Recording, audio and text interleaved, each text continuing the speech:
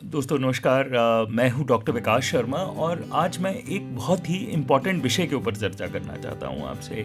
दोस्तों, the danger of diagnosing virtual autism in a child who has science of autism. इसका मतलब यह है कि जब हम किसी बच्चे को वर्चुअल ऑटिज्म का डायग्नोसिस देते हैं तो उसका क्या नुकसान है, क्या डेंजर है। दोस्तों पहले तो बात करते हैं कि वर्चुअल ऑटिज्म किसे कह रहे हैं आजकल, जो ये नया फैंसी डायग्नोसिस है। दोस्तों वर्चुअल ऑटिज्म कहते हैं कि आपके बच्चे ने टीवी मोबाइल किसी तरह से ज़्यादा देखा तो उसके कारण वो शायद अपनी दुनिया में चले गया, जिसके कारण उसको साइंस ऑफ ऑटिज्म हैं। और ये मानते हैं पेरेंट्स, और कुछ फिजिशियंस उनको ये बोलते हैं कि आप इनसे टीवी मोबाइल ले लीजिए और ये ठीक हो जाएगा। तो दोस्तों ये पार्शियल ट्रुथ है और पार्शली ये गलत है, पार्शियल से भी ज़्यादा गलत है। दोस्तों मैं ऑटिज़म 1997 या 98 से देख रहा हूँ, जब मेरे पास मोबाइल नहीं था। तो दोस्तों तब भी ऑटिज़म काफ़ी आया करता था, और उस समय कैसे ऑटिज़म हो रहा था कि अगर मोबाइल्स थे ही नहीं मार्केट में तब भी ऑटिज़म हो रहा था। दोस्तों I don't think this is the truth कि ऑटिज़म मोबाइल के कारण हो रहा है। मेरा ये मानना है कि कोई ना कोई बायोलॉजिकल प्रोसेस, डिसबायोलॉजिकल प्रोसेस होता है जहाँ पर कोई डैमेज होता है हमारे ब्रेन को, नर्वस सिस्टम को, जिसके कारण बच्चा अपनी दुनिया में चले जाता है।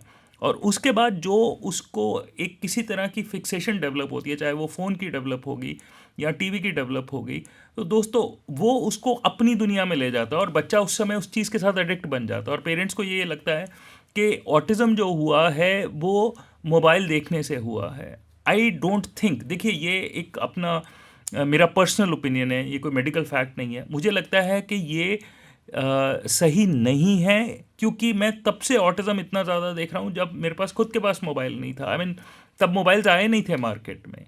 तो दोस्तों आई डोंट थिंक जो ऑटिज़म है वो मोबाइल के कारण हो रहा है। देखिए कहीं ना कहीं एक ऑटिज़म का प्रोसेस या बर्थ पे या बाद में कुछ केसेस जैसे हम रिग्रेशन देखते हैं वो होता है।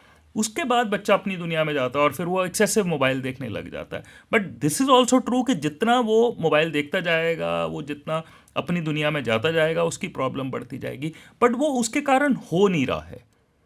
और मैं ये बताता हूँ कि क्यों मैं ये मानता हूँ कि जो डायग्नोसिस है कि ये वर्चुअल ऑटिज़म है, क्यों ये सही नहीं है और क्यों ये एक डेंजर है पेरेंट्स के लिए और बच्चों के लिए।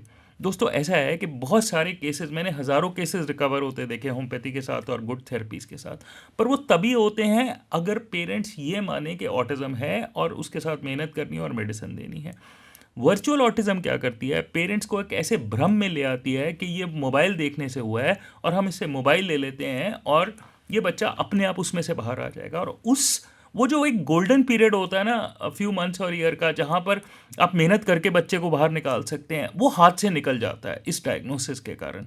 तो दोस्तों पहली चीज़ ये देखिए कि मैं तब से ऑटिज़म देख रहा हूँ जब मेरे पास खुद के पास मोबाइल नहीं था। मैं बार बार इसलिए कह रहा हूँ ताकि ये जो भ्रम है, जो एक डाउट है पेरेंट्स के मन में कि हमने इसको मोबाइल दिया या घर में किसी ने इसको एक्सेसिव मोबाइल दिया, इसके कारण ऑटिज्म हो गया, I really don't think this is right.